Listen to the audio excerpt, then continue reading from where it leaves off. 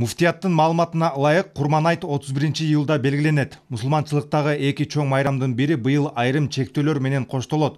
Мисалы өлкөдө бул күндөрү жугуштуу COVID-19 тарап кетүү коркунучунан улам коопсуздукту сактоо максатында Курман айт намазы окулбай турган болгонун Жалал Абад областтык казыяты да кошумчалады. Мына буюрса 31-июл күнү Курбан айт болуп белгиленди.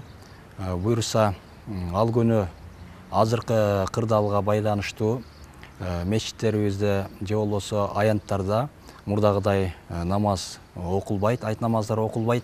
Дин өкүлдөрүнүн айтуусунда шарт боюнча сое турган малды майрамга чейин даярдап алуу сооптуу иш болуп саналат. Айт күнү андан кийинки 2 күн аралыгында чалынганы жакшы жана курмандыкты түндө чалуу сунушталбайт. Мындан сырткары алымдар адамдарды топтошуп алып үймөйү айттагандан алыс болууну эскертет. Намаздан кийин союлуучу курбандык амалдарыбыз бар. Колунда бар адамдар союш керек, милдеттүү болуп, важип амал болуп эсептелинет.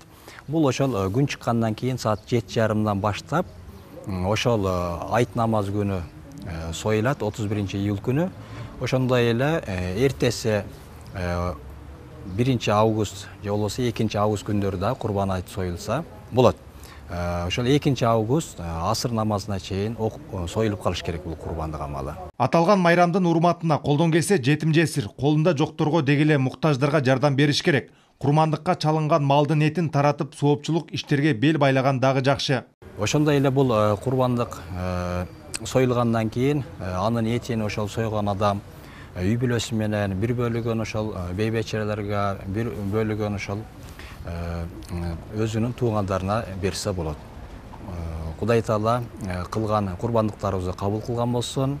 Келе жаткан Курбан айт майрамыңыздар марек болсун. Жалал Абад областык мусулмандар казыятынын атынан жалпы мусулмандарды куттуктап кетебиз. Алымдардын белгилөөсүндө курмандыкка союлган малдын этин толук өзүнө калтырууга да, бардыгын таратып жиберүүгө да болот. Бирок этти 3кө бөлүп, бир бөлүгүн өзүнө, экинчи бөлүгүн кедей муктаждарга, үчүнчү бөлүгүн тууган туушкандарга берсе дагы жакшы.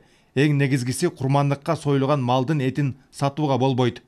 Тагайбек Акматов, Байман Тургуналиев, Жаңылыктар маалымат программасы үчүн.